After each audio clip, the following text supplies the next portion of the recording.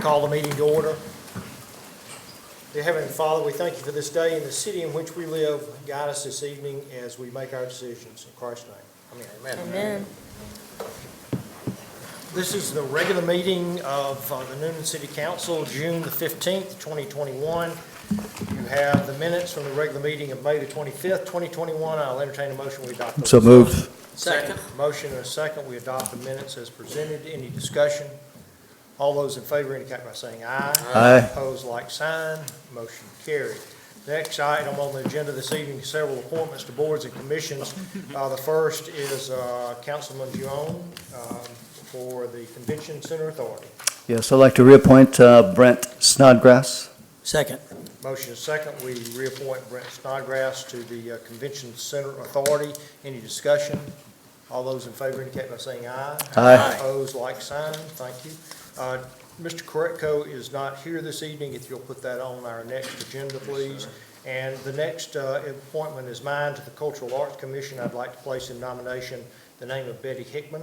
Second. Motion is second. We reappoint Betty Hickman to the Cultural Arts Commission. Any discussion? All those in favor indicate by saying aye. Aye. Opposed, like sign. Motion carried. Mr. DeBose, you're up next with the Cultural Arts Commission. Request we carry this forward to the next meeting, please. Thank you. And Mr. Jimon, I think the next one you're going to take to the next. Next meeting, please. next Yes, meeting. thank you. And Mr. Koretko is not here. Mr. Shell? Would you put it on the next month agenda? All right. Mr. Jimon? Keep Newnan beautiful. I'll renominate Mr. Tim Ross. All right. Motion is second. We renominate Mr. Tim Ross to a three-year term on the Keep Newnan Beautiful Commission. Any discussion? All those in favor indicate by saying aye. Aye. Opposed, like sign. Motion carried. And Mr. Koretko again on our next meeting. Thank you. You missed me. Did I miss you? I so apologize for missing you.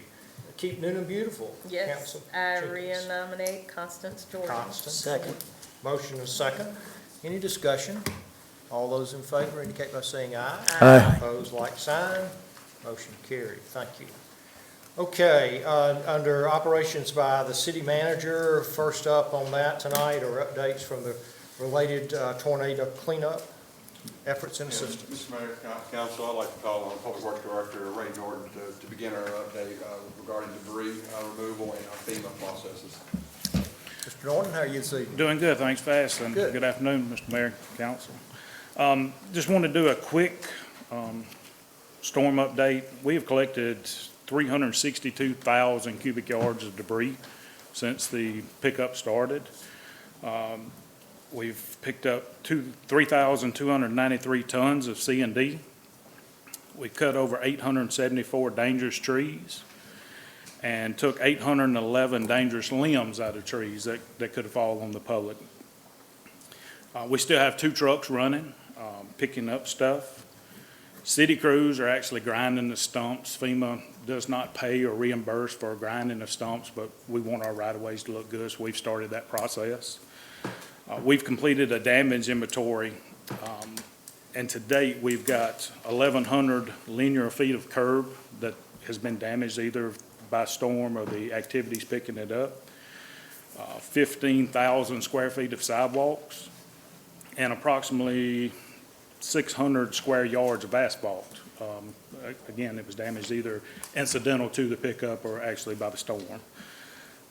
Today, we submitted a request for NRCS funding, which will help us fund cleaning the waterways out.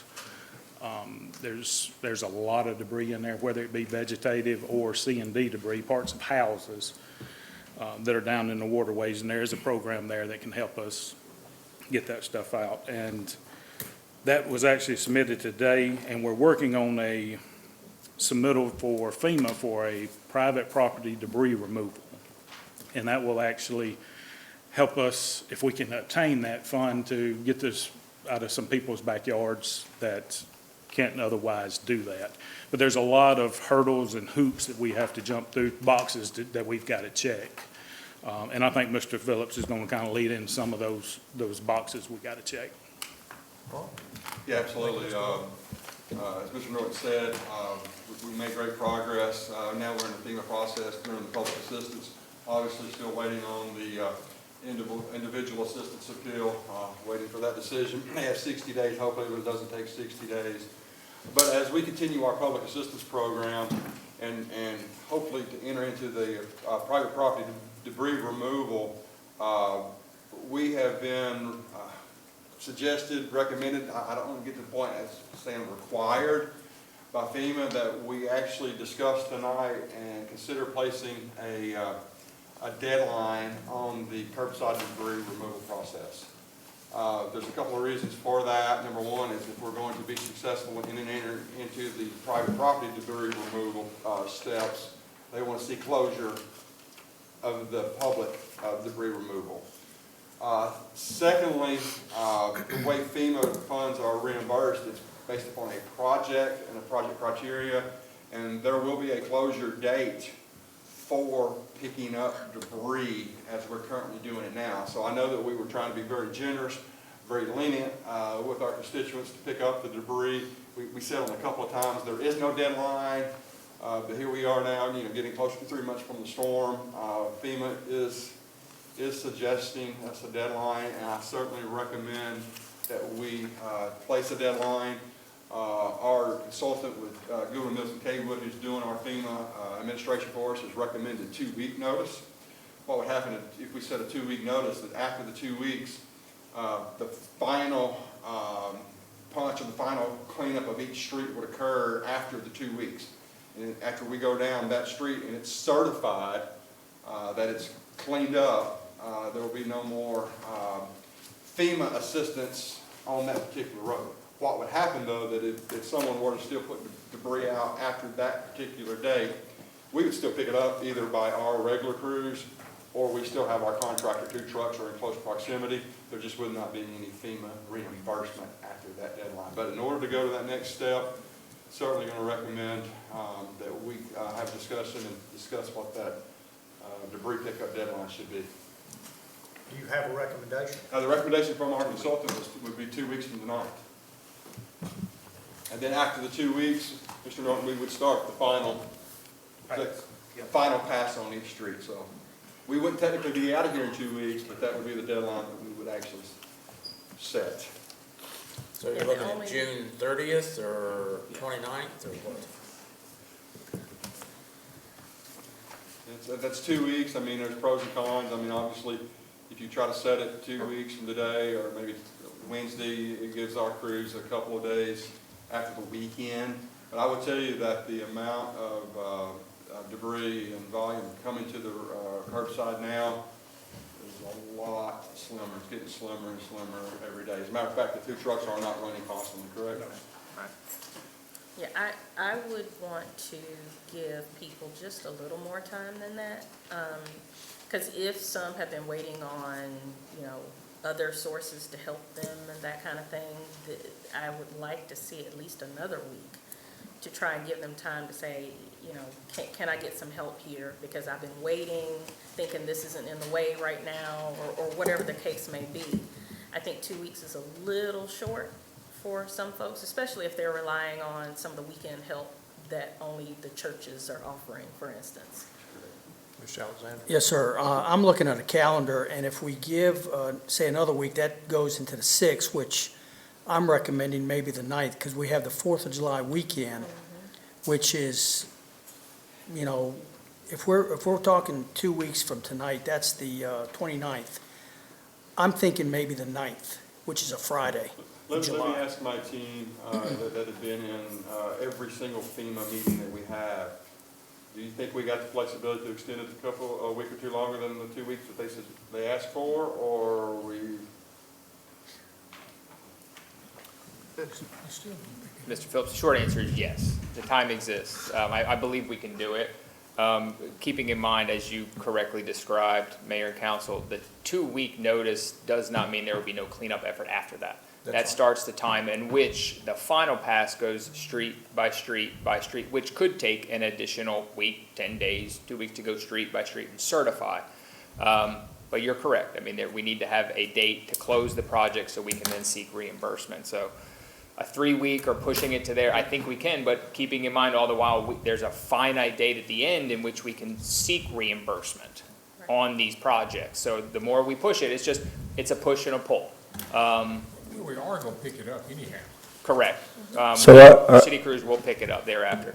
are we jeopardizing if we extend beyond, honestly, I mean, My gut if tells we- me no, sir. That we can accomplish the goals that Councilwoman Jenkins has put out, as well as Councilman Alexander, along with our consultants. I think we can do it, but just understand that there is a push and a pull here as it pertains to closing out a project and seeking that reimbursement.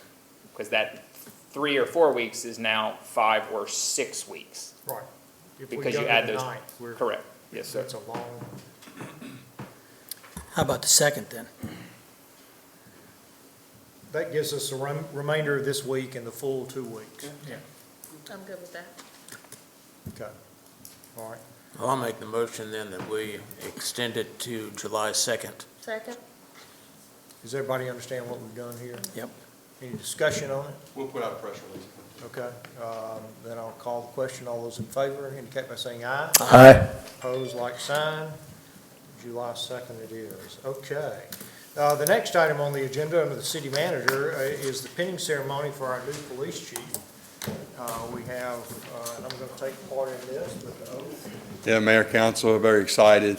Just a little bit of background. Obviously, Chief Meadows, who's going to take the mic in a little bit, announced his retirement several months ago, and we've been going through a very exhaustive interview process, had some wonderful internal candidates, and I'm very excited to stand here before you tonight that after that process, we've identified Brent Blankenship as our next chief to lead the department, lead this organization and the community in our policing efforts. I was really, and I know the people that served on the panel will agree with me, the knowledge, the experience, the professionalism, the vision that Brent has is going to well service. So without further ado, I am going to call him up. We're going to take the oath, and then we're going to have a pinning ceremony of the stars and the badge here. So. And I'd like to invite the men and women in blue to come on in. If you don't, I'm sure you'd like to witness, and it's kind of hard around the corner there to do that. And there's some space over this way too, if you'd like to go in that way. So everybody gets in and gets settled.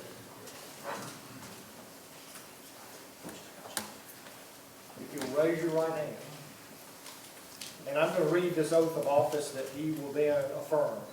I do solemnly swear or affirm that I will faithfully and truly perform the duties of the Chief of Police of this city, that I will support and defend the Constitution of the United States, the Constitution of the State of Georgia, and the Charter of the City of Newnan, to the best of my skill and ability, and as to me shall seem to be the best interest and welfare of the city, without fear, favor, or affection.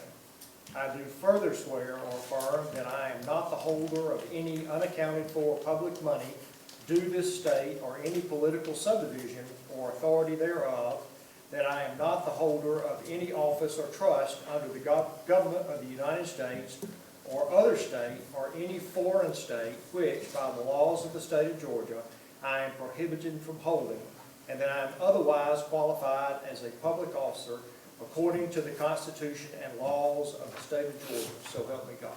I do. Congratulations.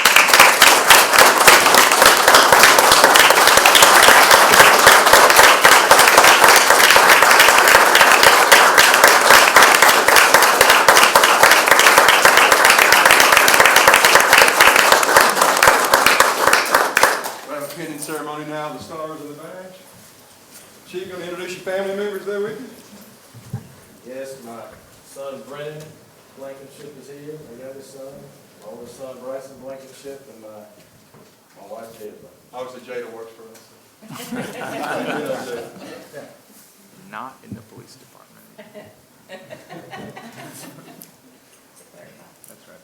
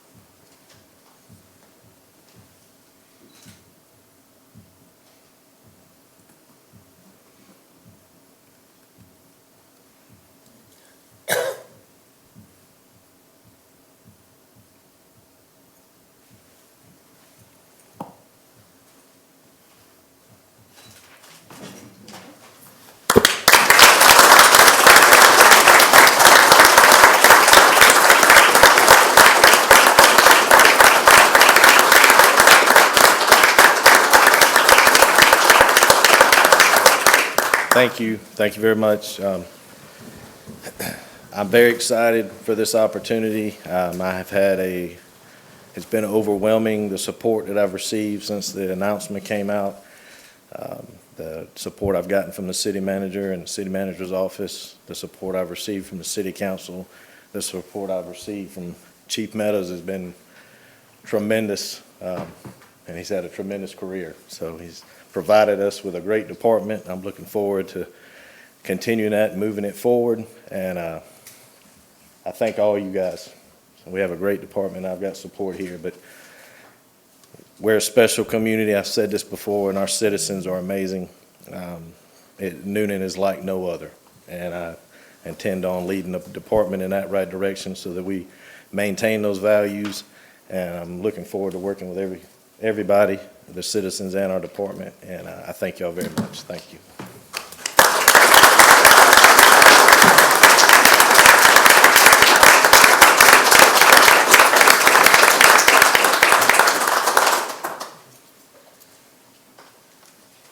Mayor, Council, obviously Chief Meadows is going to be leaving us here shortly. We do have a special function planned for him June 30th. I know you've all gotten invites, but he certainly has requested to take the microphone tonight, and he certainly more than earned that opportunity. So, Chief Meadows, I'm not going to steal any of the thunder. You deserve everything you get. Thank you.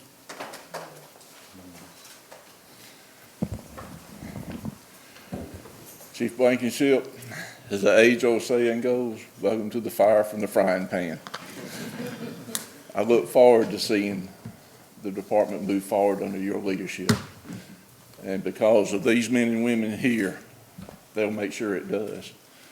And you'll set the example by leading and being there with them. And I'm enjoying my time with you and hearing some of those plans and all. And it's going to be a great day. And I appreciate everything that you're doing and all.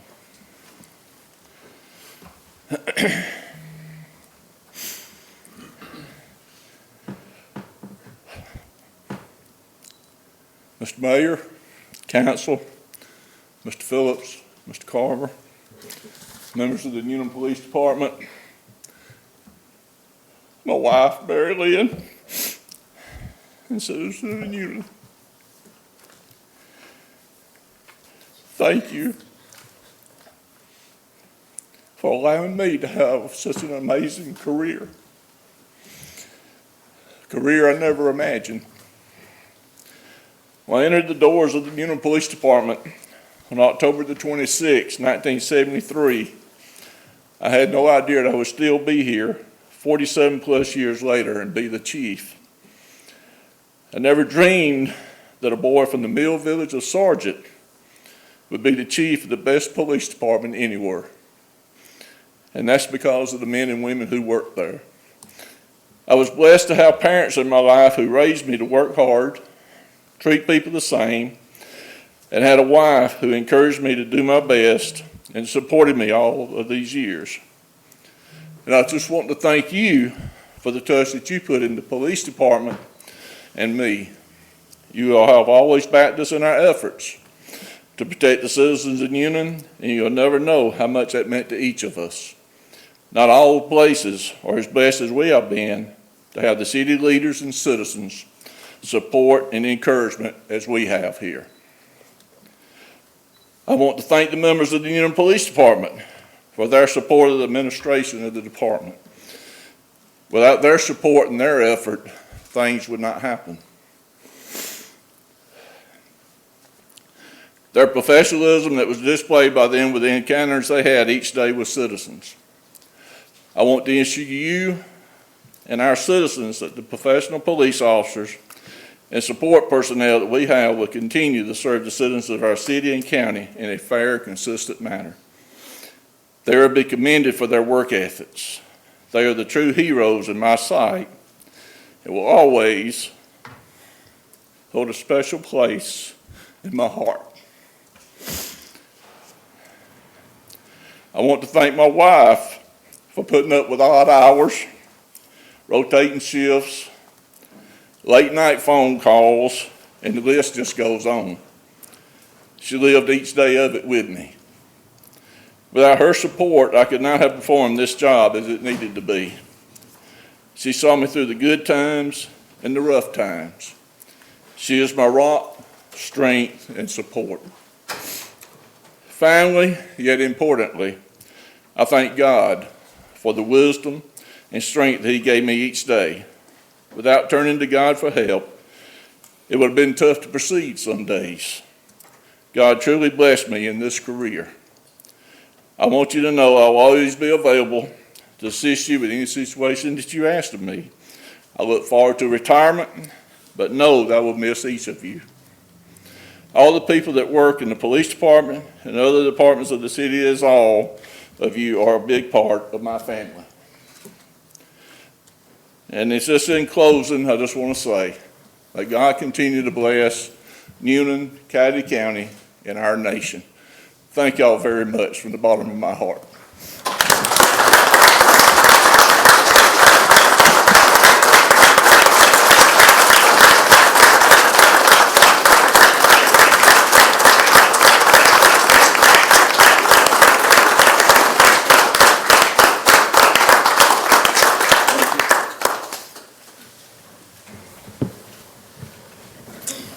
Chief, thank you for those words. Simply put, job well done. Sir, Simply put, job well done. Thank you. I appreciate that. Okay, so the next item on the agenda, communications this evening from me. I've got a couple of things. One on the agenda, which is the creation of a private, non-public organization, non-profit organization, to oversee the reforestation efforts due to the EF4 tornado that happened on March 26th. I'll let our visitors step out before we continue. Now it's gonna be cold. Now it'll be cold.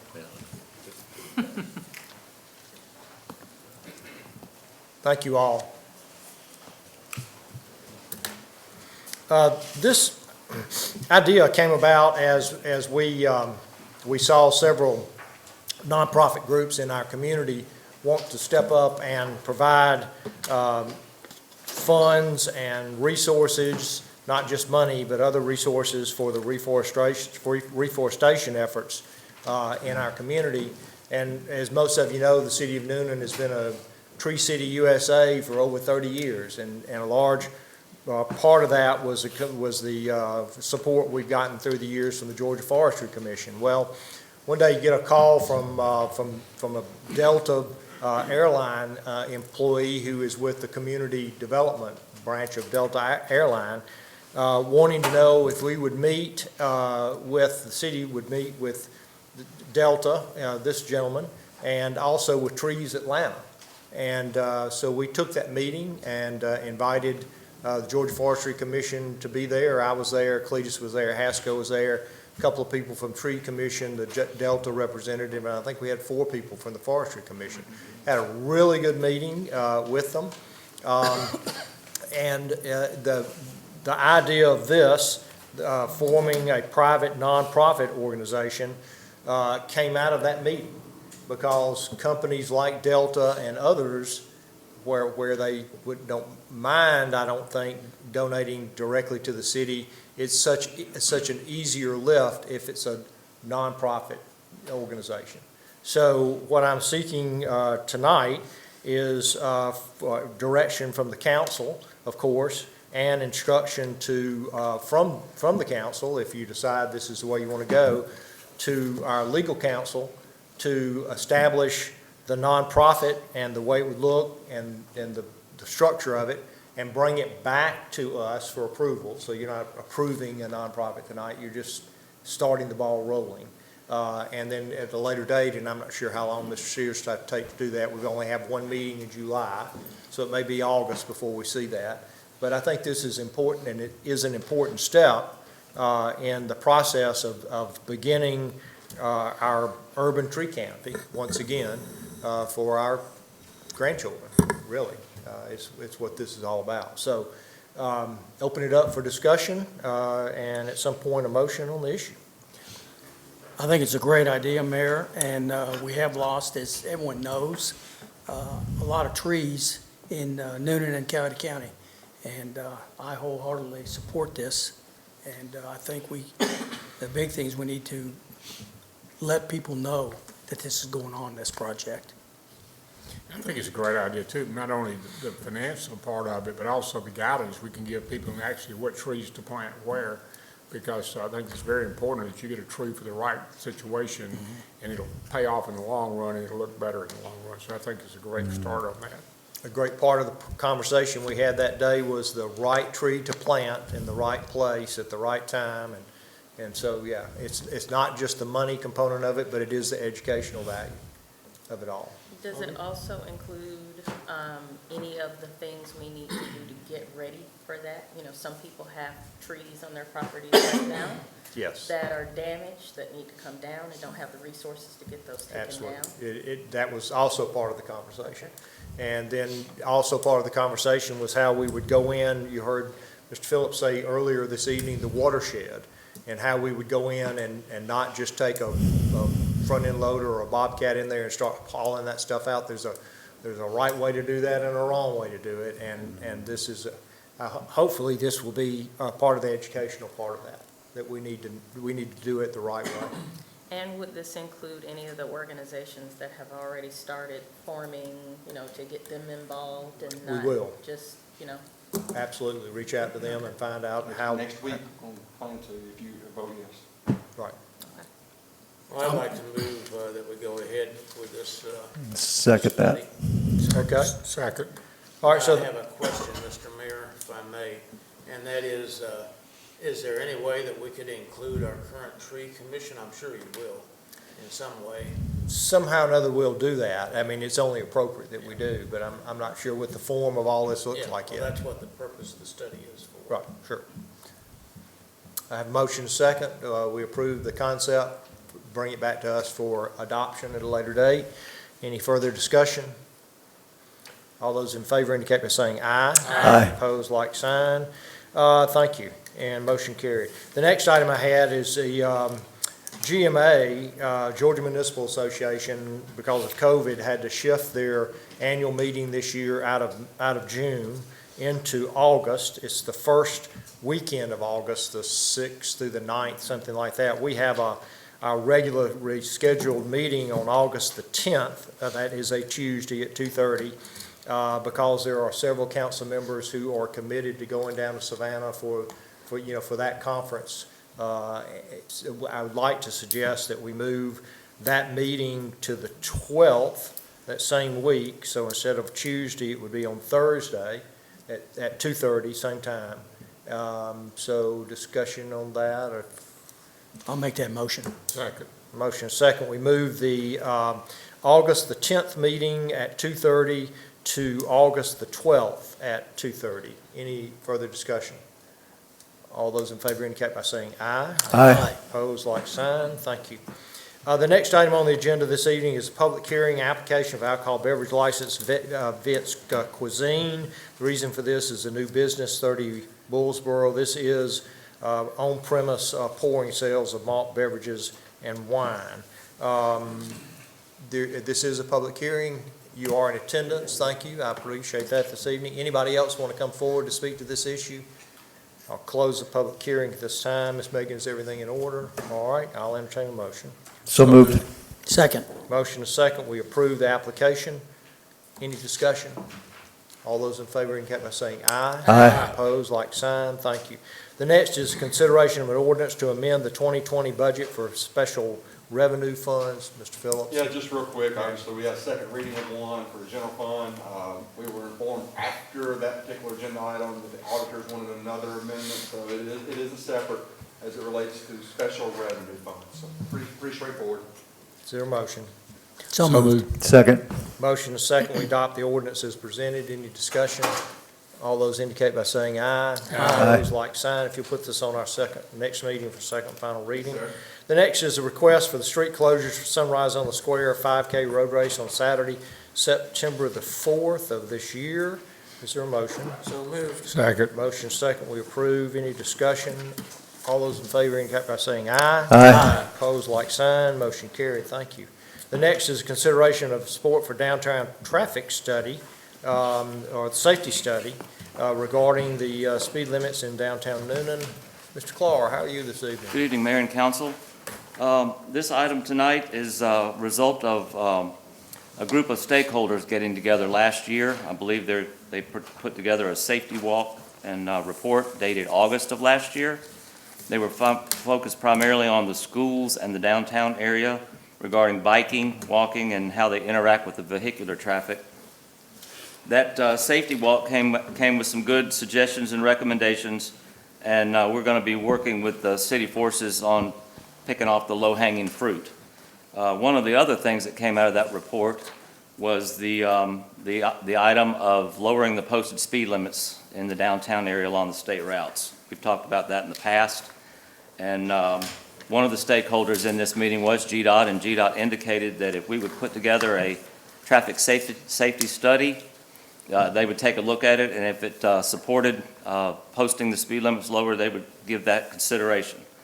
So this is the recommendation. The report did suggest that 25 miles per hour could be appropriate for the downtown streets, and we recommend forwarding this to GDOT, and we thought it would be a good idea if the City Council had their blessings behind it and give it a little more emphasis.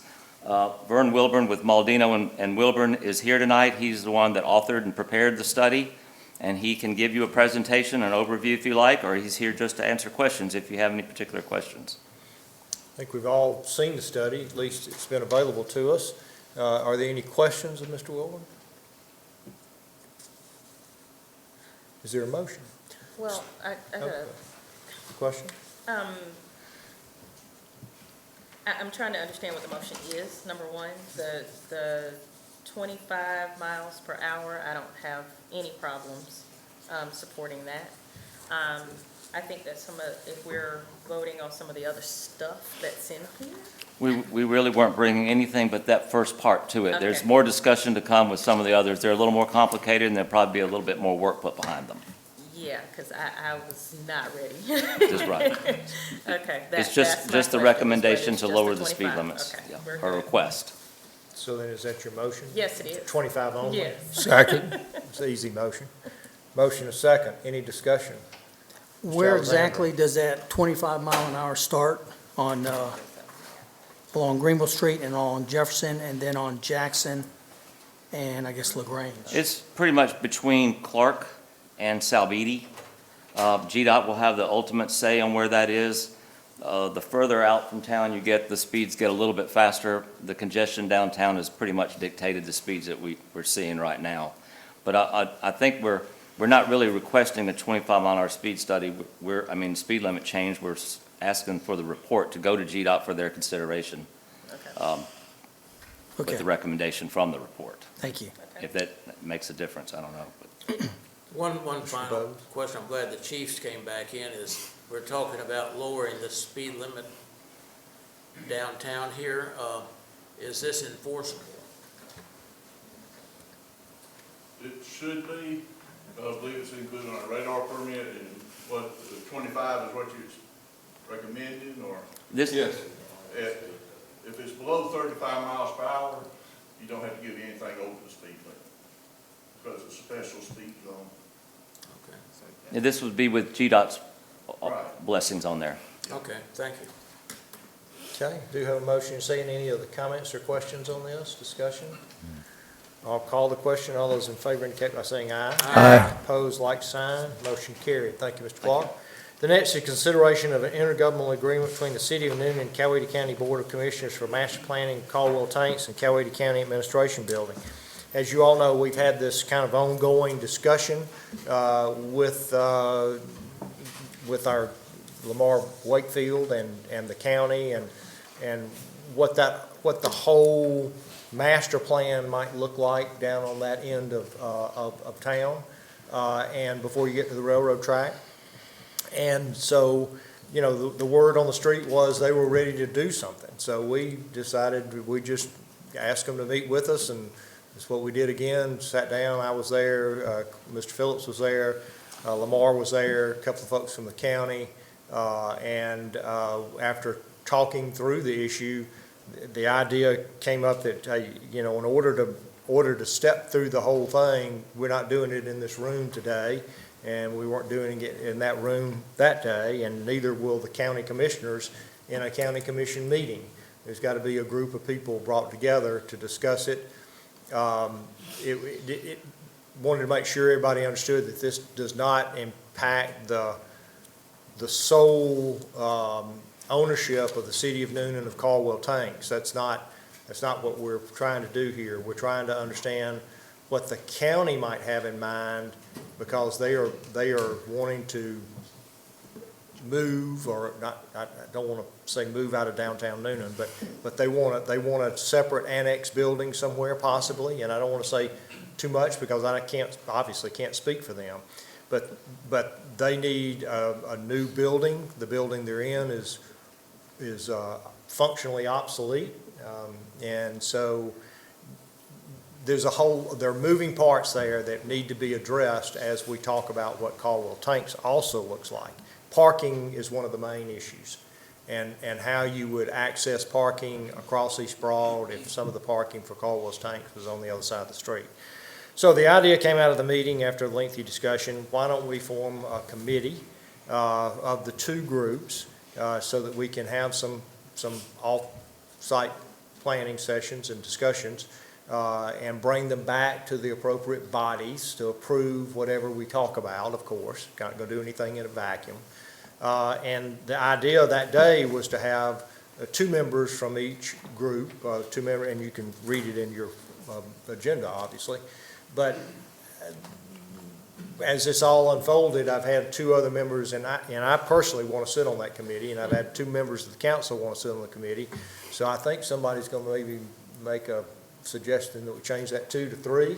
That's my suggestion. And I don't think that will bother the county necessarily, although They only have 5, so their there's 3 to 5. their 3 is different than Our 3. but we want to participate, and so that's I think that's where we are.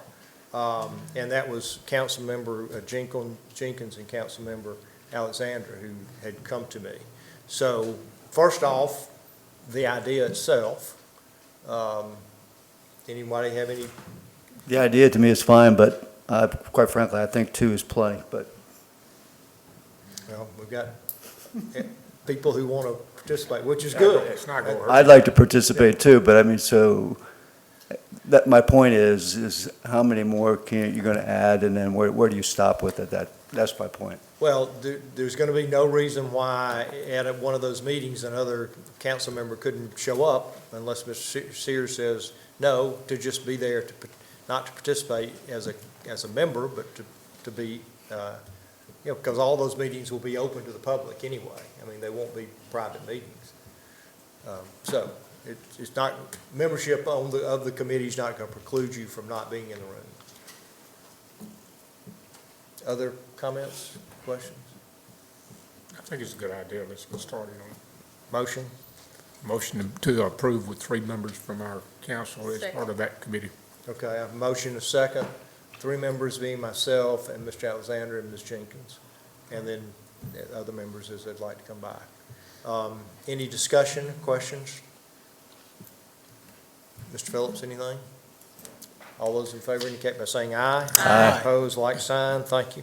The next is consideration of an amended resolution for waiving permit fees for structures impacted by the tornado March 26. Mr. Phillips?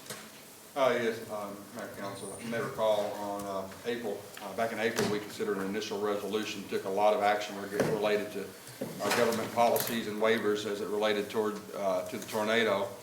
And one of the items on that particular date of April 13th, we did address permit fees. And after some discussion, we decided not to waive the permit fees unless there was a hardship.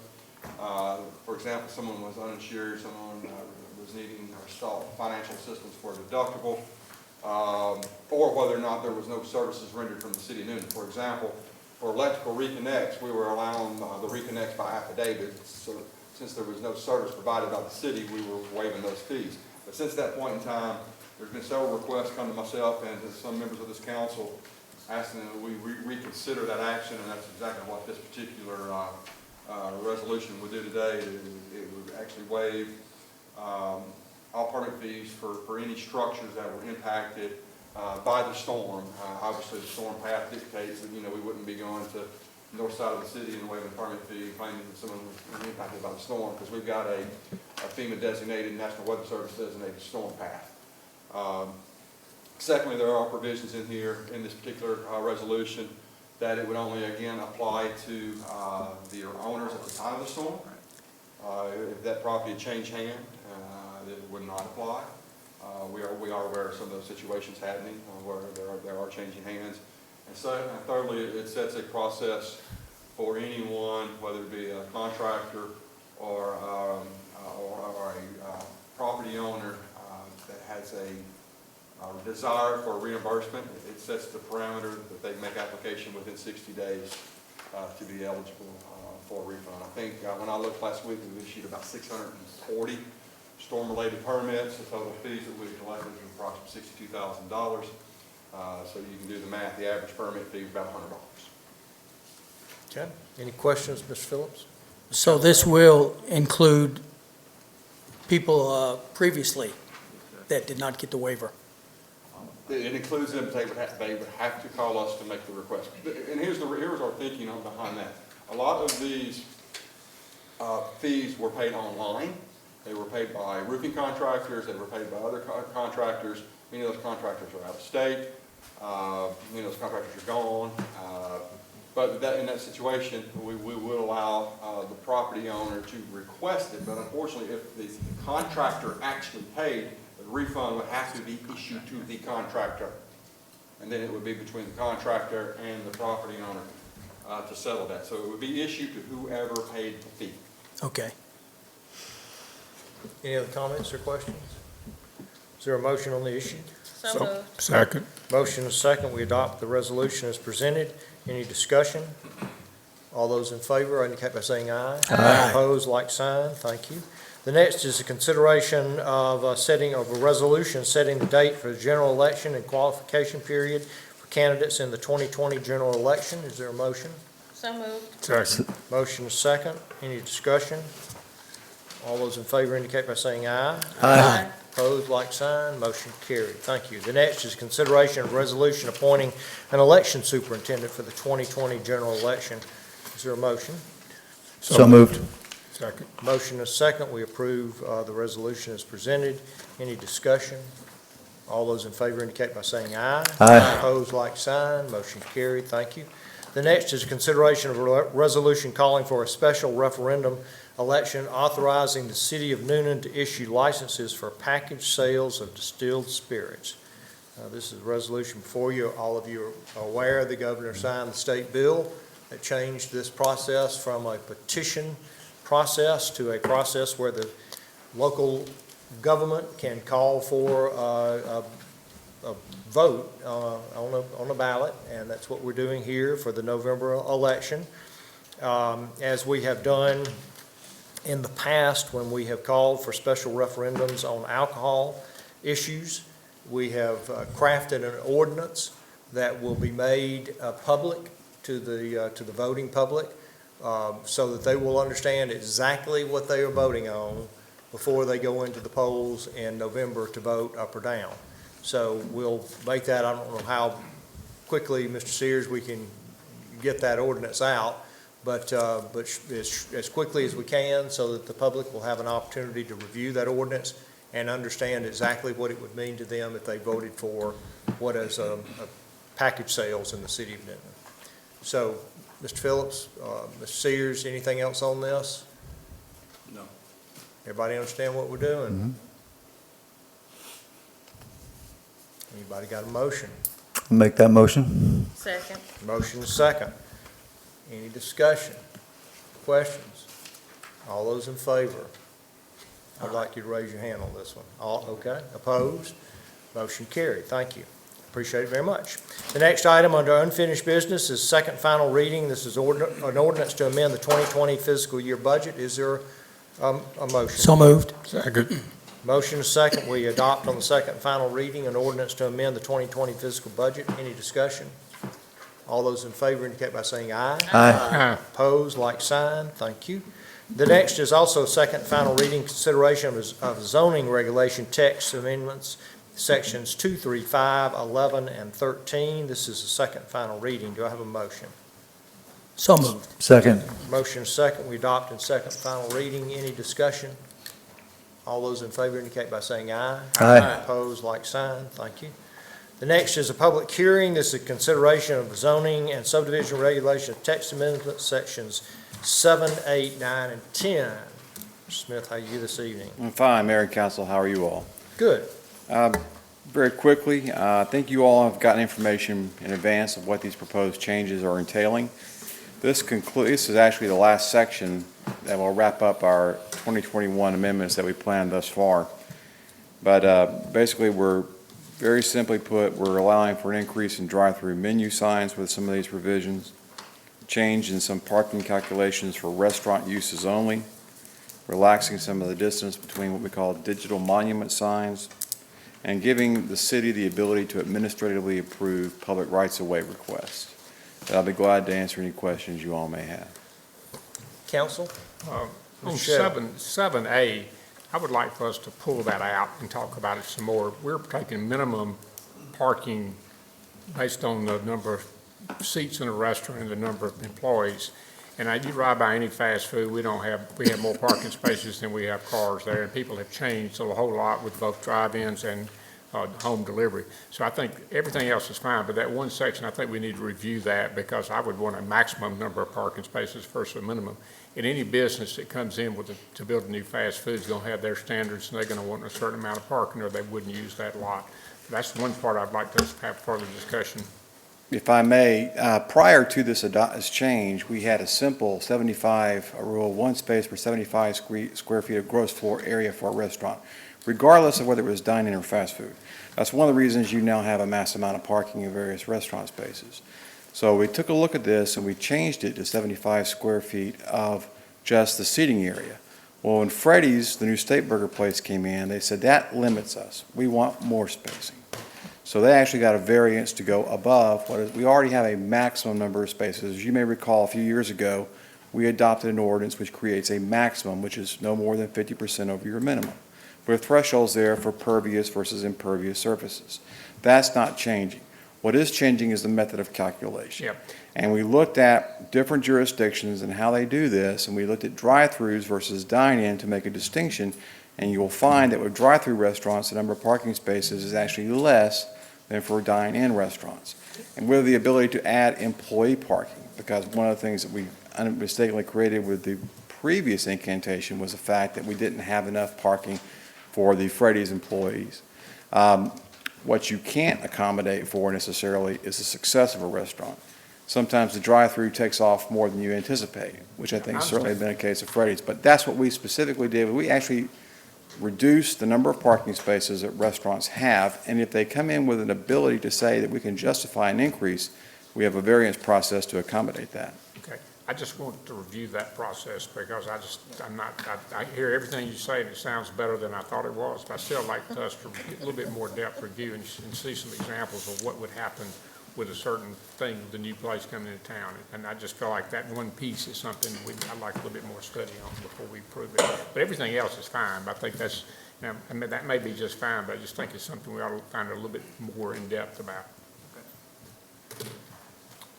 Mr. Allen? You and I talked today about the signage of the message signing and 100 feet. And I would like to, in a residential, and I'd like to see where the residents have a chance to go and state their opinion, what they feel about it, when it comes to a commercial right next to a residential. Is there a public hearing process set there somewhere? I mean, we can incorporate that anybody who has a digital monument sign has to do it via special exception, which would be a public hearing, but I don't know if you can caveat it with next to a residential. I don't think we have that. But it would have to be a special exception across the board for anybody that wanted to have a digital monument sign. Now, currently, we don't have that provision. We just have the 5,000 rule. But before this change, there was no provision for a distance from a residentially zoned property. So if you had a digital, if you were eligible to have a digital monument sign, and there was nobody else within 5,000 feet of you on the same road, and you happen to be 50 feet away from a residential area, you could put it there. So when we started taking a look at this, we looked at other jurisdictions that do regulate the distance between digital monument signs, and the 100-foot rule for residents seemed to be a pretty good measure to add in. That's why we added it. But like I said, before this proposal, we currently have nothing that says a digital monument sign has to be a certain distance from a residentially zoned piece of property. But if you would like to make that a special exception, we'd have to make it for any digital monument sign that came before it. Is there another way of doing it, council? I've never heard of anybody Okay. trying to distinguish between signage next to residential properties. I mean, it's, commercial signage, residential signage. So if you take a look at the totality, you're probably talking a very minimal number of properties that would otherwise be impacted. So to say you can do it some other way, you can't say necessarily that this property can have one and this property cannot have one. What you can say is that, if you go in and do like Mr. Smith's talking about a special exception, then the question is, are you being impacting only those that happen to be next to residential properties? And it probably would be a good idea because you may have someone else come in who would feel like that they were being impacted because of the different usage. It'd probably be best to make them all special exceptions for the electronic readable. But we can take a look at that and see if there's any precedent, or I'm not aware of any case law on it, but precedent that where it might impact that. Now, we'll say that, there is precedent in the law for distinguishing certain signs. As we know, we've talked about this in the downtown area, mandating in historic context that you have a particular sign, that you have to follow a particular template to be able to do it. So I'm not saying it's out of the question, it's just nothing I've not looked at before in any of the sign ordinances. So we can certainly do that. I would like to see that. I agree with Councilman Alexander on this one. Okay. So does the council want us to just push this all out or adopt it piecemeal? What's your pleasure? Would it make any sense to table this until our July meeting, or Well, could we have time to get that taken care of? I would just say bring it back at a date Yeah. in the future when they finish the work. Well, I would just continue, since it is a public hearing, I would continue it to a day certain. Okay, yeah. Simply because I can't speak for Mr. Smith, but, No, go ahead. the office, unless you want to make sure. That's never stopped you do it before, at I a believe. night meeting, I would push it, or you could push it to the August 24th. 12th meeting, Well, which is going to be a daytime meeting. yeah, that's right. Well, let's just take it to if I could get a motion to take it, to continue the public hearing to the August 24th meeting, that'd be at 6:30. I'll make that motion. Thank you. All right. Any discussion on that? All those in favor indicate by saying aye. Aye. Opposed, like sign. Thank you, Mr. Smith. The next item on the agenda this evening is consideration of the acceptance of the FY 2021 Community Home Investment Program CHIP grant and authorization with the mayor to execute all the documents and assurances on behalf of the city. We've got this in front of us. I think everybody knows what this is. Any questions? I want to make that a motion. Is there a Second. motion? You did I make the did. motion. Second. Some motion is second. Okay, any discussion or questions? I just want to thank staff for their hard work on going after this. It took them a couple of times, but we finally got it so we can help and at a really, really appropriate time. It is. It's a good thing. Thank Yep. you. Any comments? No, just pleased that we got it, and we're going to move forward with the program in the Chalk Level area. Appreciate your work, Ms. Donald. Okay, I do have a motion and a second. Any other discussion? All those in favor indicate by saying aye. Aye. Opposed, like sign. Motion carried. Thank you. Murray, how are you? Doing well. How are you, Mr. Mayor? Got two Council? items on the agenda, both to set a public hearing date. For the first one is for 29 Westgate Park Lane. Yes, sir. These are, this is a property that was damaged by a storm from last spring of 2020. A tree fell through the roof and pretty much caved in half the structure there, and still has not been repaired or demolished. So we wanted to bring that one before council. Okay, is there a motion? So moved. Second. Motion is second. We set the public hearing date for 29 Westgate Park Lane for July the 20th, 2021. Any discussion? All those in favor indicate by saying aye. Aye. Opposed, like sign. Thank you. The next is the same on 62 Murray Street. Yes, sir. That's a property that was damaged in January of 2020 by fire. And the property has changed hands a couple of times, but the still not been repaired or demolished, so we wanted to also bring that before council.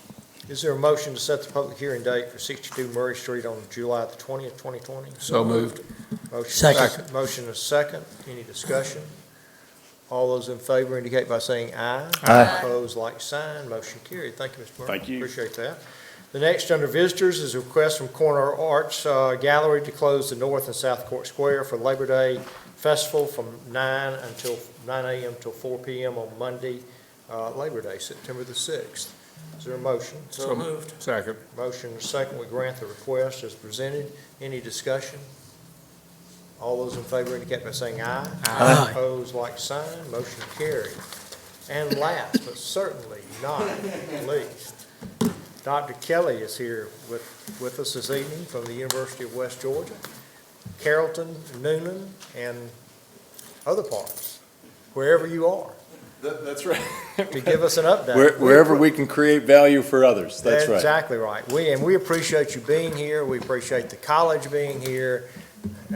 We know it's been difficult, year and a half, and the perseverance has been overwhelming, and we appreciate everything you've done to keep your students safe, but yet keep on keeping on. Well, I appreciate that very much, and I'm privileged to be here. I'm privileged to be before all of you. I'm grateful that you made time for me to update you a little bit on what's happening at the University of West Georgia. And you're right, it's been a long year and a half.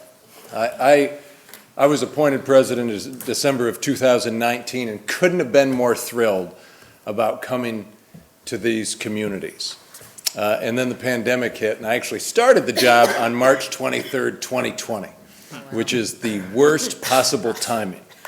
Because my partner in leading the university and chief of staff, Russell Crutchfield, lives here in Newnan, and he had educated me over those months about the fact that this was the greatest community, not only in the state of Georgia, but in America.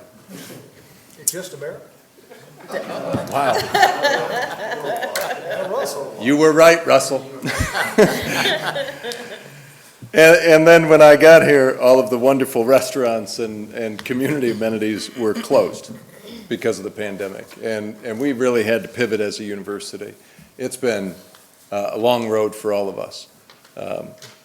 But I'll tell you one of the things that I was grateful for. I'm grateful for the time tonight, because when I took the job as president of the University of West Georgia, and I learned about the story of how the campus in the city of Newnan came to be, I got really excited about the types of opportunities we'd be able to create for this region. You all played such a pivotal role, this city played such a pivotal role in establishing that campus in its current form. The building is probably one of the best restoration projects I've seen, and certainly one of the best educational sites of any university. And I've been through multiple universities that have multiple campuses. But the way it's executed in the city of Newnan is exceptional and allows us to build an awful lot of opportunities. So I'm going to say on behalf of everybody at the University of West Georgia, not just those 1,000 students that attend class here in Newnan, thank you for being one of the great communities that has helped advance a university. I wasn't here for that, but I'm certainly here for us to continue evolving that project. And that's one of the things we're trying to move forward with right now, is building out another portion of that building so that we are able to grow our programming in Newnan. I say 1,000 students. 1,000 students are taking class on this campus, and more to come. It is a priority for us to continue to grow not only the number of students that are attending class here, but the number of opportunities that are available here. Our new provost, John Preston, who I stole from Kennesaw State. He was the best dean at Kennesaw State, and now he is the chief academic officer at the University of West Georgia. We very much believe in trying to connect higher education to the types of industry needs that exist in communities. That's the way we build great economies. So I say that in the midst of my thanks to all of you and your leadership for getting us here. I also open that invitation for us to be of whatever assistance and support we can be in continuing to evolve this community and the economy in this city and this county. We've been working hard despite the pandemic at UWG. Just because the world shut down didn't mean that we did. We knew that we had to get better as a university, and we should always be getting better as a university. No university in America should be sitting there and saying, no, we're good enough. I say that because we service 13,419 students, and the only thing that we're trying to do is get them to a better place, better circumstances, and better opportunities. So we should expect the same of ourselves as an institution, and over the last year and a half, we have. We created a new strategic plan that dials in not only to the needs of students and a very student-centric focus, but also to the needs of communities. Because being in a community is one thing, being part of a community is another, and our job as a state university is to create value for others, value for those communities, value for industry, and most importantly, to make certain that whatever skills, abilities, and knowledge that students evolve with while they're at the university, that turns into value for them after they graduate. And that value better last for decades. It is still true and will be for a long time that those who have the opportunity to earn a baccalaureate degree will earn $1 million more in their lifetime as a minimum, as a floor, than if they don't have that opportunity. But Western Georgia has more opportunity than that, because now the University of West Georgia, and that includes our campus in Newnan, is 25% graduate students. 25% graduate students providing master's degrees, educational specialist degrees, MBAs, as well as doctoral degrees. And 70 of those graduate students are attending down the street. Over the last year, we created a new school for communication, film, and media, and that was purely to make certain that The Walking Dead continues to be filmed in this area. Those types of opportunities are attractive to people because the work that Georgia has done to become a film and television friendly state, and I know the varying impacts that has on communities, that's exciting for university students. It's especially exciting when you are an advanced university on those particular subjects. That School of Communication, Film, and Media has grown out of a department that concentrated in that area. And the graduates of the University of West Georgia have done incredibly well after graduation. If you turn on CNN, an awful lot of the reporters that you see are graduates of the University of West Georgia. You watch Sports Center, the newest anchor, L. Duncan, is one of our graduates. And when we are able to turn that education into opportunity, that's the mark of a great institution. So investing in that school was critical for us. Additionally, and I'm going to thank Haskell publicly for his participation, we want to make a turn on UWG athletics. Now, we compete in the finest conference in the United States in Division II, and that is an enormous opportunity. But if you are a university of 13,419, you have a football stadium that seats 10,000, and you have the third largest basketball arena in the state of Georgia for any university, we need to be performing at the top of that conference. And to do so, we wanted to make sure that we stationed UWG athletics in the right way. and got the right leadership behind that unit. Hasco served on our search committee for our new Director of Athletics, Jason Carmichael. Now, while we've replaced most of the leadership at the executive level at the university, except, of course, for Russell Crutchfield, because he is a citizen of Newnan, Georgia, and I wouldn't dare. I would also note that our Vice President of University Advancement, Dr. Meredith Brunin, who I know some of you have had the chance to meet, is also a resident of Newnan. We want to make sure that we tie all of the communities that we're in service to together. And Hasco, your leadership in bringing Jason here was really invaluable. Bear in mind, we are the #1 producer of NFL players in Division II in the United States. Despite that, in the preceding 10 years, we competed for 130 Gulf South championships and won 5. We hired Jason Carmichael, and by hour 8 of his first day, we had won the Gulf South championship in women's golf. And he texted me that night. He went, "First day, Gulf South championship, not bad." I said, "I expect better tomorrow." We have not let the fact that college changed over the past year stop us from trying to be a better university in the fall of '21 than we were in the fall of '19. Because I don't know what to say about 2020. 2020 had redefined a lot of what we were doing, but it also gave us a chance to sit and think about the things that were really important. And for us, I was making certain that we were planning for the future. And planning for the future was a strategic planning exercise that included more than 1,300 people, a couple hundred students, alumni, those who are serving municipalities and counties. We tried to make certain that we were accounting for our community. And there were 3 key priorities that came out of that.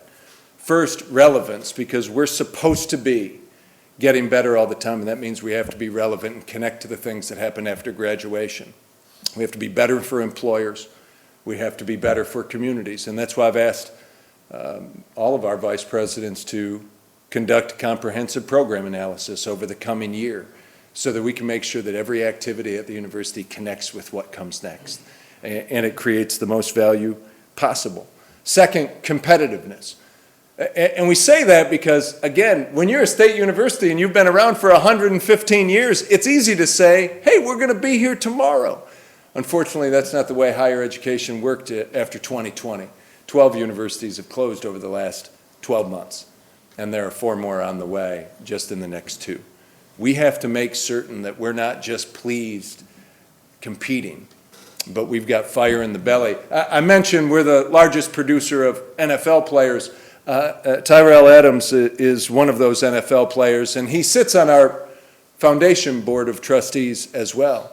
We were talking about this in a recent meeting, and I said, there's a difference between being Tyrell Adams, who walks around saying, I'm in the NFL, I make a lot of money, I'm in the NFL, you should be impressed. It doesn't matter how I play because I'm in the NFL.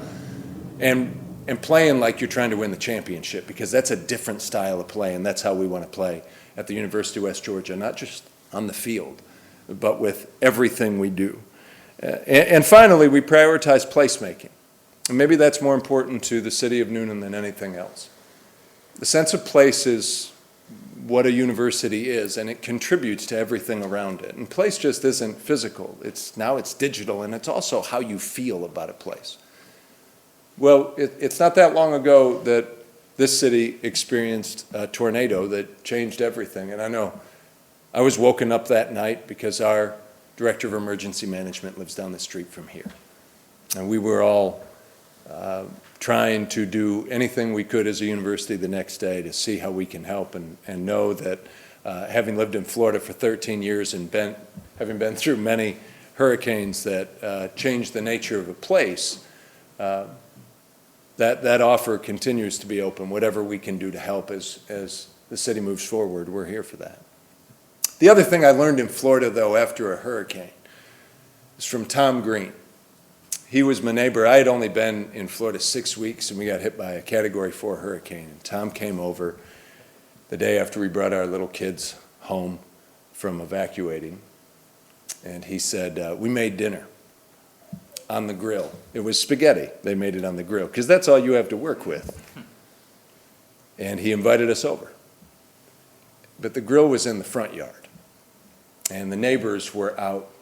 First time we got a chance to meet neighbors, but the neighbors are all out, and they're sitting eating spaghetti together off of a grill after a hurricane. And for the next couple of months, all of those grills stayed out in the front yard, and we gathered all of the time. And as I've come in and watched this community and the resilience that you've had since the night of that tornado, the constant efforts to collectively rebuild and refocus, it has proven once again how excited I am to be in a community that is so tightly knit and focused on its future. We want to be part of communities. And you giving me an opportunity to come to you once in a while and update you on what we're doing. And I would invite any time, any feedback or partnership that we can provide to help make the city of Newnan better. We would love that. I won't take any more of your time, because I know when you are the last thing in the meeting, it is not desirable for me to take more than just a few minutes. I'm grateful for your time. I would take any questions, complaints, criticisms. I'm quite good at taking criticisms, if you have any. Does anyone on council have any comments for Dr. Kelly? I just want to say thank you for being here. I know we have pushed this out a couple of times and made a disconnect, but thank you for keeping on, getting here. And, when we first started the hospital thing, it was that we were going to move the nursing hospital onto a nursing campus. And that was, one of the things that we said to Dr. Morero then and the other people who were in the players is that we wanted this. We wanted it badly, but we didn't want just a nursing hospital. And they promised us that wouldn't happen. And so what you've done, and others like you who came before you and will continue to do, just like you said, communication and, you've started that school and other schools and expanded the roles of other just basic educational, English 101, Math 202, whatever those things are now. You're offering those things, and that's important. It is, and we're going to build out that suite. I mean, one of the things that we know is, as you're doing economic development in this area, you're often looking for educational partners. Just because the University of West Georgia doesn't offer something doesn't mean we won't. And this facility gives us the ability to really expand that portfolio of offerings in this area and really tailor it to the types of opportunities that are going to be a win for everyone. We do appreciate all those efforts and your being here in the community. Thank you. Thank you. Thank you all. You have anything? No? Okay. That finishes our agenda for this evening. Is there any reason that we have executive session? I don't believe so. Is there a motion to adjourn? So moved. Motion and a second to adjourn. Any discussion? All those in favor indicate by saying aye. Aye. Opposed, like sign. We're adjourned. Thank you for being here this evening.